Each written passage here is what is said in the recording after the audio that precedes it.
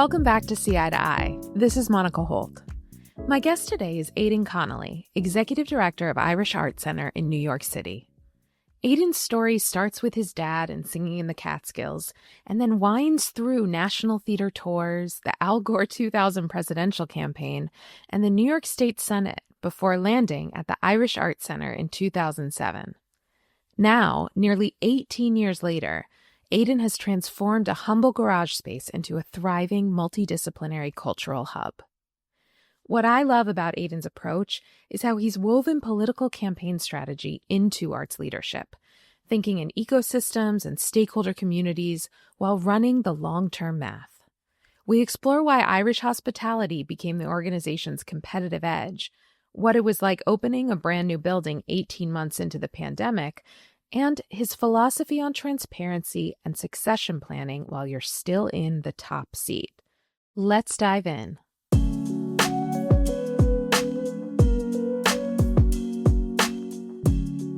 Aidan Connolly, welcome to See Eye to Eye. Thank you so much for being here today and sharing your time with us. It is such a pleasure. Thanks for having me.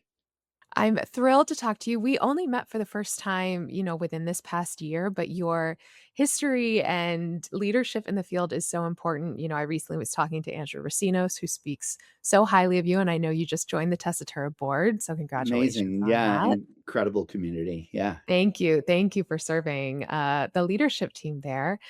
We like to start every episode hearing from our guest, when was the first time that art touched your life? Yeah. I guess I'll give two answers to that if I can. My dad was a show band singer, an amateur, but really capable amateur show band singer, I think is the best way to describe growing up in the west of Ireland in his, late teens and early 20s. And so when we were kids, we would go to the Catskills and he and I would sing together. That is so great. Yeah. So that's probably like the real genesis. But when I think to what it means to be today, it was probably in my sophomore year of high school. I got cast in a production of Arsenic and Old Lace, the classic. Oh my gosh. And I was young and I was cast as Dr. Einstein in that show, which was like solid, meaty supporting role, And at 14 years old, I was probably like 5'1" or something, total baby face. But this high school drama club just embraced this sort of awkward, closeted teenager looking to find belonging. And I was never all that athletic growing up. And this was something that it turned out maybe I could be good at. But more importantly, certainly in retrospect, it was a place where I started to find my people. I mean, finding your people is the whole game, and doing it in high school. I am so grateful for the safe spaces that theater always creates, and how lucky are both of us to have benefited from, the adults that created those spaces too. Incredible. And, I'm very fortunate both in, I went to a public high school in Newington, Connecticut, which had an incredible music program, and beyond just the technical chops of those teachers, they really created those safe spaces as well as sort of getting us off the ground on our professional journeys too. Well, speaking of professional journeys, I mean, my understanding is that you went on to work for a number of regional productions and national tours after college. You studied English and drama. Is that right? Yeah. I was an English and theater major. Yeah. I graduated college into a pretty bad economy, which was an opportunity because, there weren't a lot of jobs for anybody if you're working in finance or other professions. There wasn't a huge amount of opportunity. So there was a reasonable case to be made in those conversations with my parents when I said, actually, I think I'm going to move to New York and audition for shows and see if I can make something of this as a performer.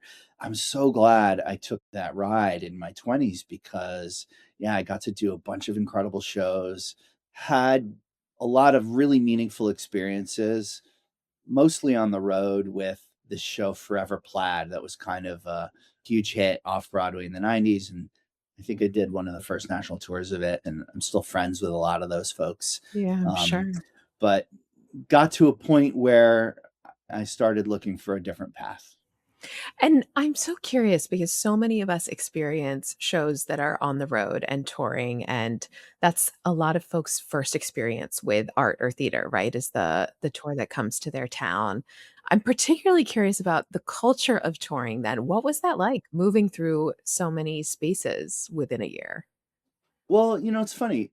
As I reflect on it, what I'm most glad about is that gave me an opportunity to see the country, blue states, red states, purple states. So, as we confront the horrible state of our politics, right? I do still have a backdrop of having met and gotten to know. Now, granted, I was meeting like front of house and back of house people in all these places, but also audience members. And so, yeah, I think it gave me an appreciation for our country.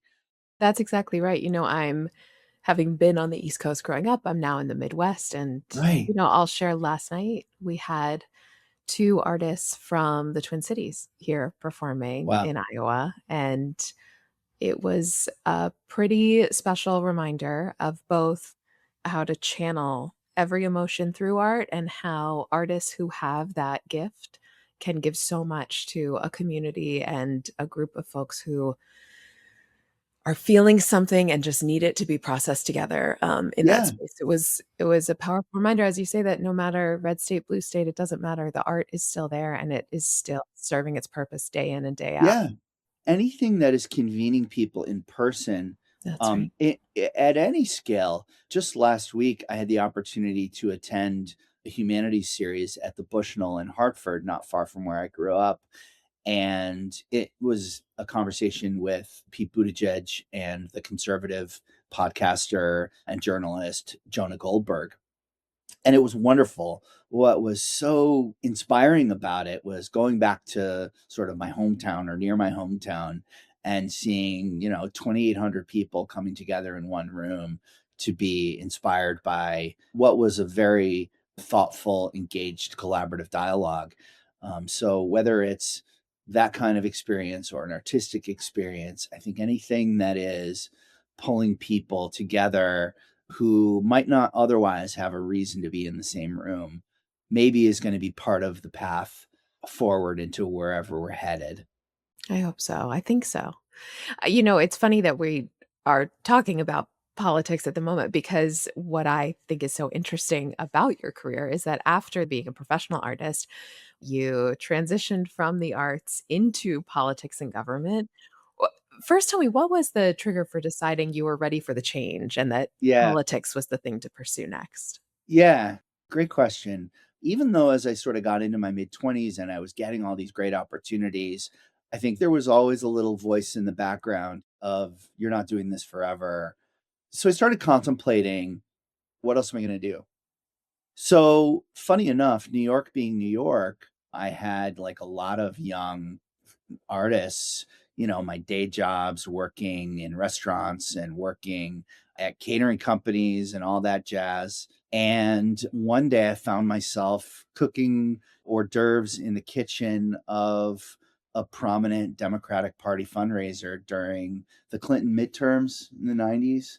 And the host of that event was, a very prominent Democratic fundraiser and significant person in the world. So I still remember I wrote a handwritten letter, which is hilarious, and basically said I'd love to get involved in the 2000 election in some way.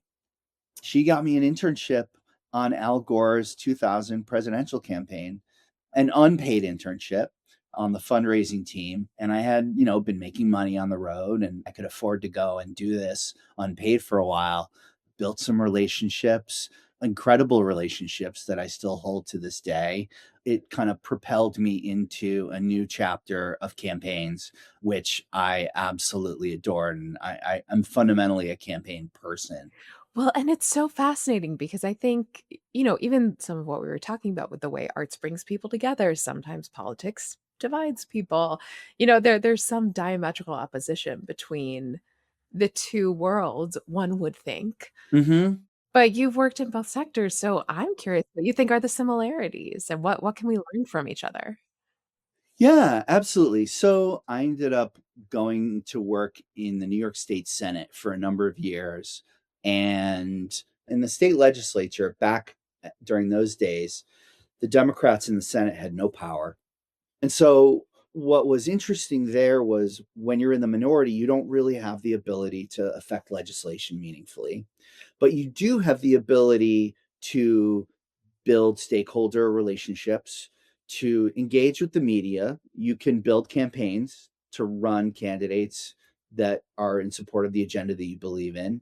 We're going into a legislative session. It was like, okay, what are we trying to do with editorial boards? What are we trying to do with activists? What are we trying to do with base voters? What are we trying to do with future funders of our campaigns? So you think about all of these different ecosystems, and I would eventually come to realize, wow, this is just like what you need probably for an organization, right? So I look at this idea of a political campaign or an organization of any type as being comprised of these ecosystems of segments of people that are animated by something inspiring and maybe a little bit against the tide in some way, but that one can mobilize folks to a spirit of common cause around it, communicate with diligence towards it, and achieve something that might not be possible but for this unique community that comes together. And then, anybody who's worked in politics will tell you, the 2-year election cycle is a drag, right? Especially folks who are working in fundraising. I think, you're sort of in these 2-year cycles, and it's like, okay, now here we are again with another campaign. And often it feels like you're starting from scratch, right? You might have a new candidate, and so what was so interesting to me as I contemplated moving into institutional development in the arts administration field, the opportunity to do that sort of stakeholder engagement and relationship building over a period of time so that you're getting the sort of compounding value of all of that work yielded a sense of possibility. That makes sense, and it's funny because one of the things I was curious about is the fundraising parallels between art, particularly nonprofit art, and politics, and this is clearly on my mind. We are in a midterm election year. We know it's a midterm Hmm. election where there's gonna be a lot of money, and some of that is also going to impact the capacity of giving for nonprofits, right, as people are prioritizing their dollars. So, I am curious about anything that surprised you about fundraising in politics now that you've been kind of looking at it from the other side in nonprofit arts. Yeah. Well, I guess I would say, it was rare that I was working for candidates who had a whole lot of power. So we had a really hard slog of it. We really needed to convince people, particularly during those state Senate races in the 2000s. We really had to focus on true believers who weren't so transactional, really, and who really believed in what we believed.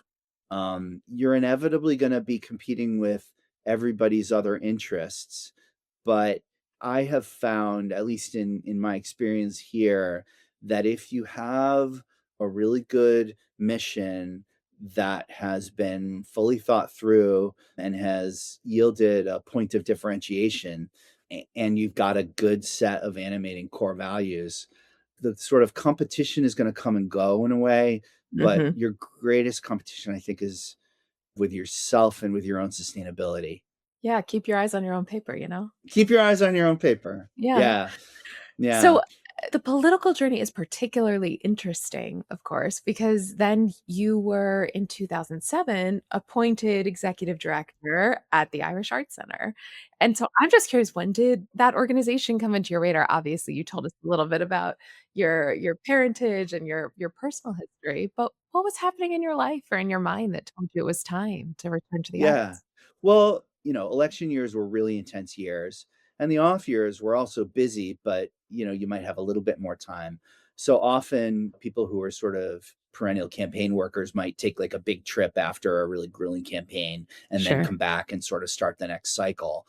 Instead of doing that, I would go and like produce a show somewhere, like a little Oh, gig. I see. So I kind of kept a foot in it. I was doing these little events down at Arlene's Grocery in the East Village. I started to build relationships with, as it happened, contemporary Irish playwrights, and maybe had come to a realization that, Ireland really punched above its weight in the world of theater, right? And Yeah. obviously in the world of the arts broadly, but particularly in the world of theater, which was my cultural language. And it was a point of pride that there were writers, well-known ones like Brian Friel and others who were of Irish descent and who were being recognized as really great.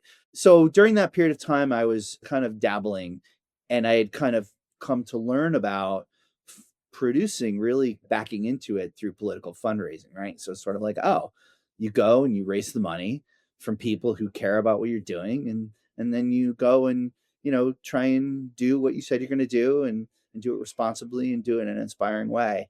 So I'd go out and raise like 10 grand and put on like a weekend of gigs in these small places.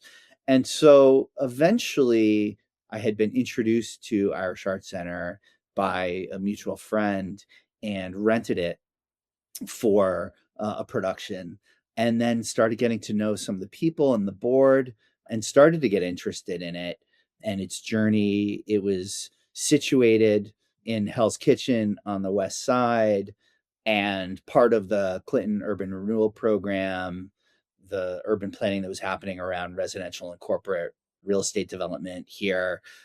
There was a desire to provide city-owned land for these longstanding organizations, and the board, had asked me to just do a study of where Irish Art Center was in the landscape as they were contemplating, hey, maybe we can potentially get our hands on some city-owned land and potentially build something new. So I said, yeah, sure, I'll talk to your people and share my thoughts, but kind of came up with an initial hypothesis of how I thought Irish Art Center could be competitive long term. What was that initial hypothesis? Well, it was that it was operating in the off Broadway producing landscape, right? Like, you remember those days where New York had scores and scores of 99-seat theaters that were producing houses, right? There's very few now. And I think just the landscape financially and competitively to actually deliver an experience for New Yorkers, this is very, very challenging in those economics, especially if you don't have a significant philanthropic base, which the organization did not have.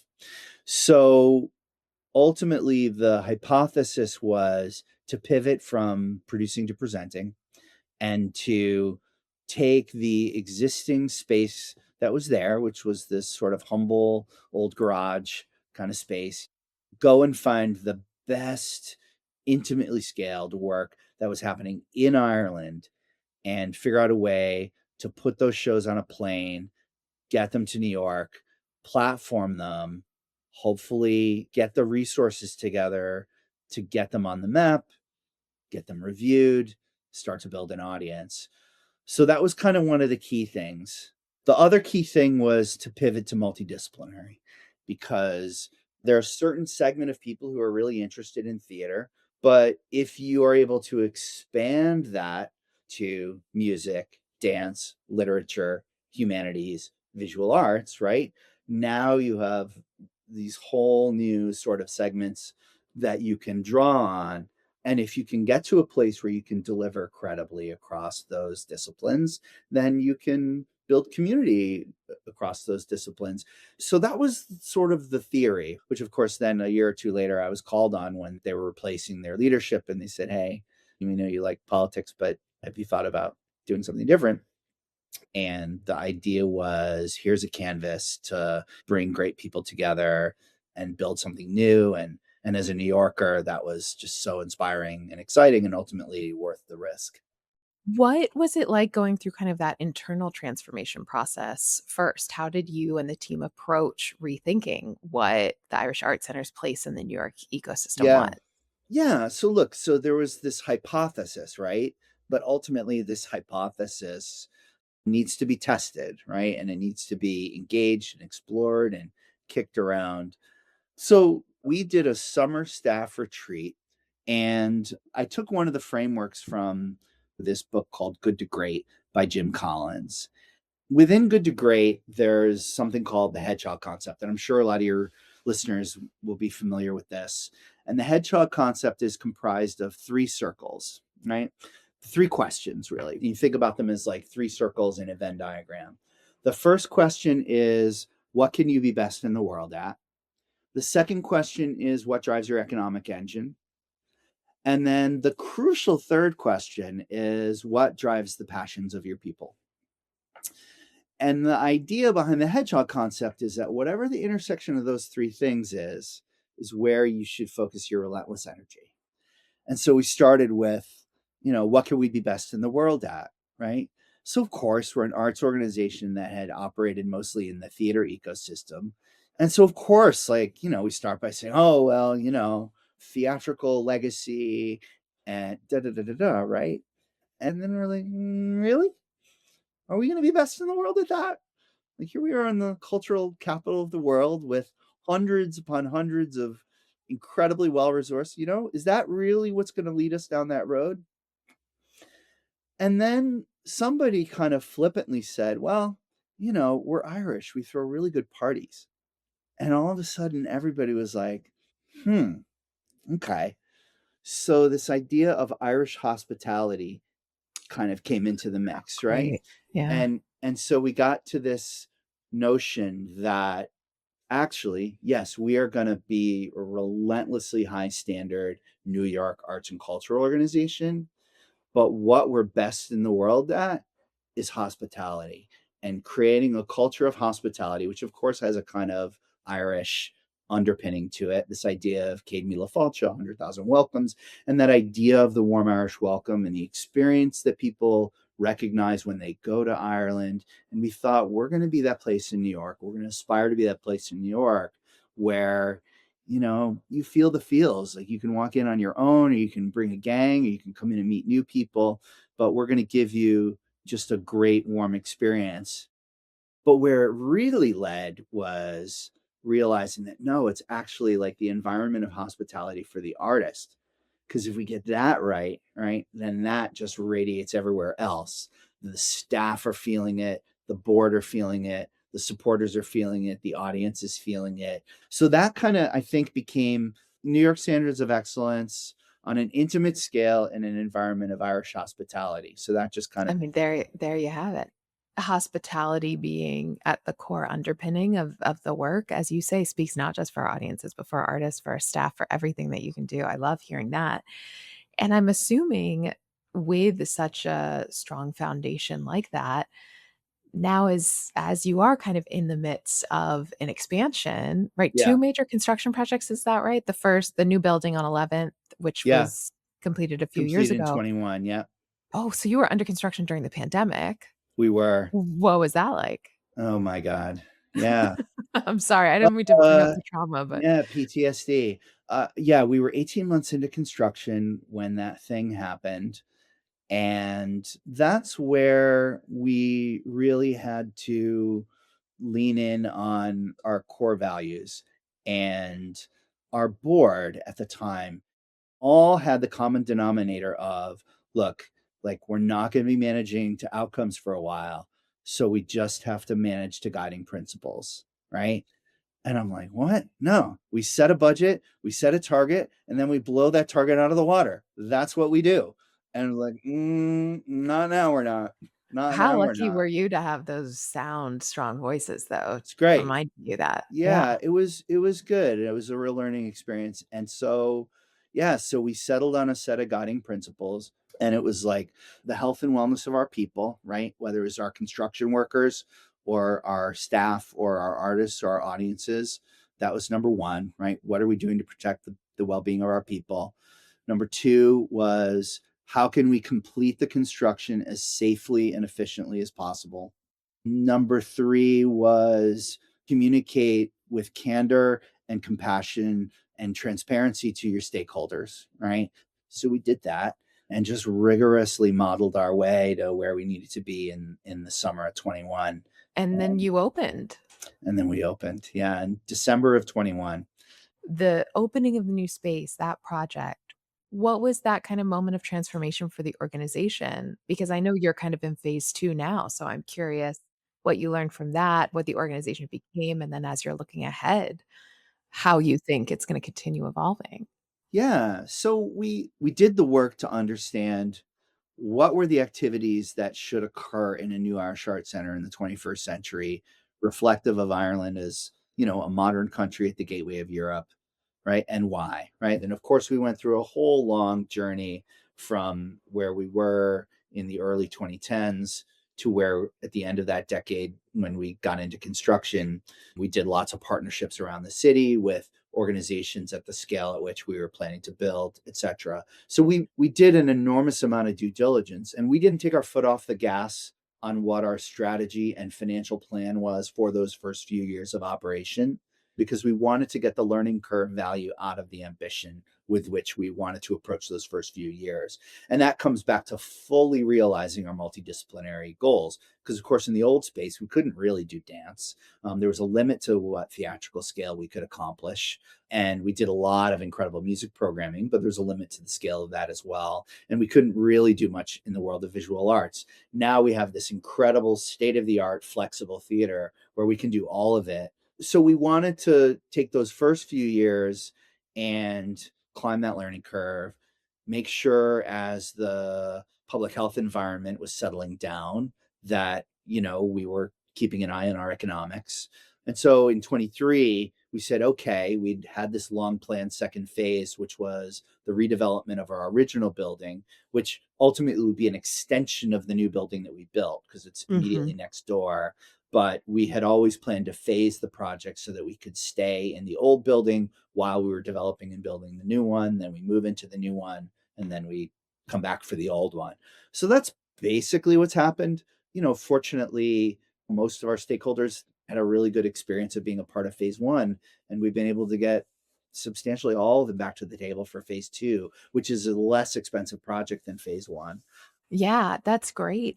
To have such forward momentum is such a wonderful thing. And to have that in the physical space, you are now, what, almost 20 years of leadership at IAC? That's Yeah, next quite a March it will be. milestone. Yeah. Congratulations.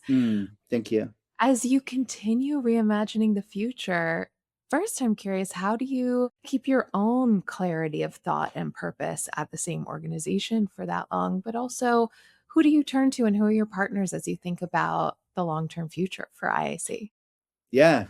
So we are, there's more of us now. So there's 25 full-time staff now. And I want to say that it's roughly like a third of that team have been here 10 years or more. Another third have been here probably 4 or 5 years or more, and then another third are newer. But as you know, in our industry, right, 2 years, like you learn enormously. That's Um, right. so, so I think we've been fortunate in being able to recruit and generally keep great people for a long period of time. We think about succession a lot. The board and I have a succession plan, so I have a transparent dialogue with our board about that, which That's is great. great. Can be challenging, right? Those are uncomfortable conversations sometimes, but healthy ones. Can I just say, very refreshing to hear an incumbent leader talking about it that way, that plainly Yeah, and that transparently. I think that's something beautiful that more leadership needs to take grasp of. yeah. And maybe what keeps me motivated, and I know I've heard my incredible colleague Rachel Gilkey, our director of program and education, who has been here 18 years. What she often says is, it's been a new job every year because Mm. of the growth that we've achieved. And there's always been something uber fascinating and challenging in front of us. And we have been part of a movement to put something on the map in New York City that is enduring and important and meaningful and consistent with our values. So that's kept us, I think, inspired. Well, it's remarkable that throughout it, as you say, a new job every year, and you've been creating and achieving such transformation at the organization, but all, as you say, tied to these underlying principles and ethos that feel tangible in everything that you're doing. Well, at our best, right? Like, I always remember the Samuel Beckett line, fail better, right? Oh, Ever I like that. try, ever fail, fail again, fail better. Appreciating, feeling good about what you're doing well so that you can have self-knowledge about where you need to improve, right? As an organization, as a person, as a leader. I have been humbled many, many times. And yeah, you just try to always be developing and learning. Fail better is something that I think every arts administrator should have a pad of paper with that at the top because I think we can become so type A and so overachieving that that reminder, ooh, that really rings true for me today.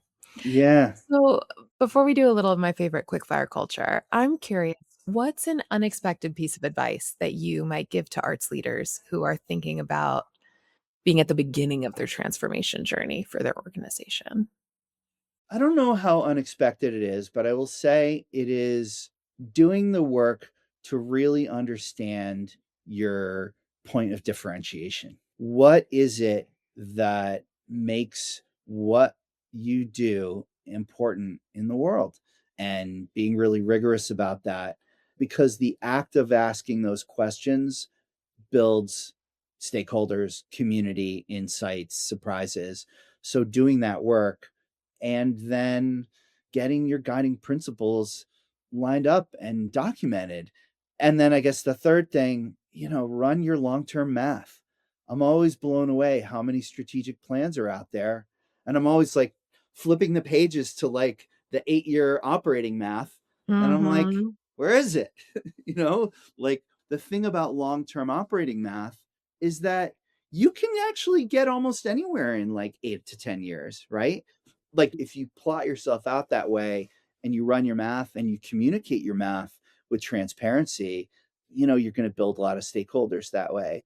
And if you do those three things, then you can lean on any one of them when all the bumpiness comes. And most importantly, maybe the values piece. Mm, well put. Well, we've reached the quickfire culture. We're at the Amazing. close of our time. So a little levity before the big punch at the end. What is one piece of culture right now that you're currently obsessed with? So I am like obsessed with Carrie Russell. Okay, cosign. I'm Yeah. with you, always, forever.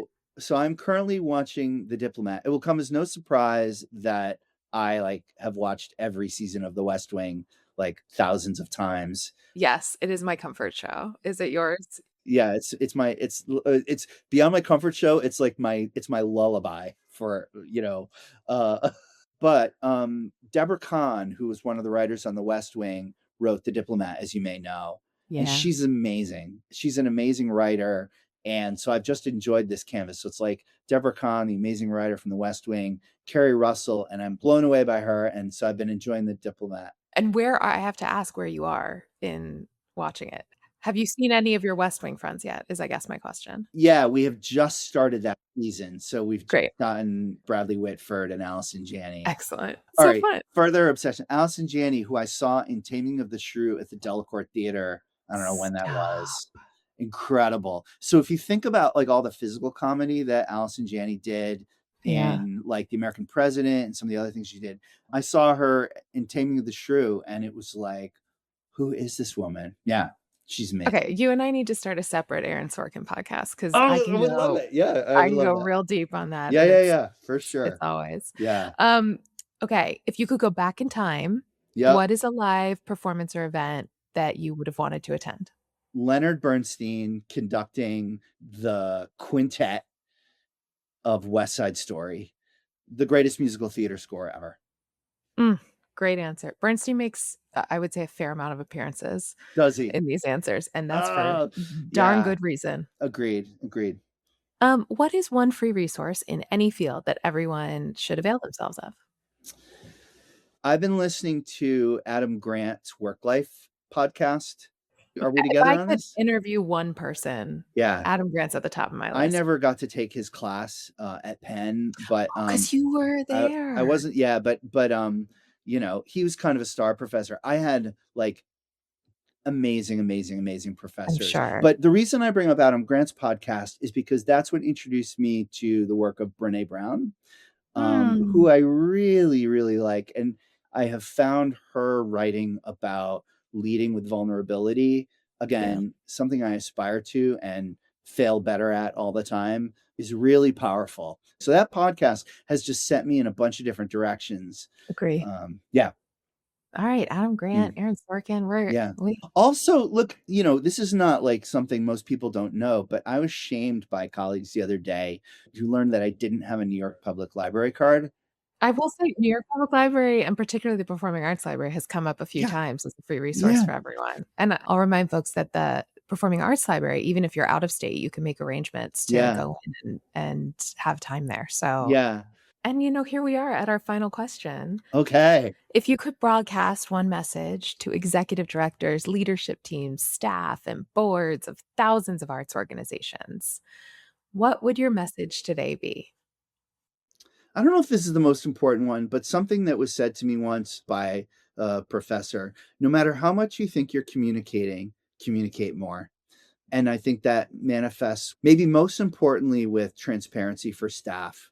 You might feel like it's being transparent about things that you might think are obvious, but a couple of layers down the organization, they have no idea. Yeah, over-indexing on communications. I mean, that's a muscle you gotta build, but Yeah. it's the critical one. Yeah.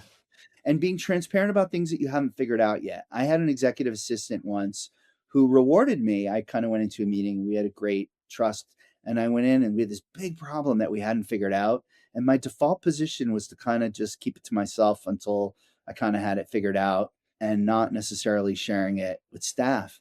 And I did. And he was like, you know what? That was really cool. You earned a lot of points doing that.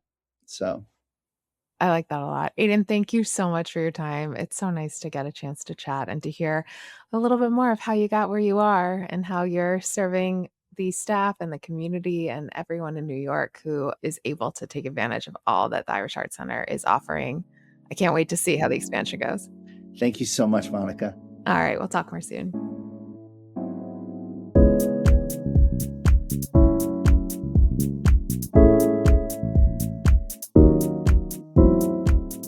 Thank you for listening to See Eye to Eye.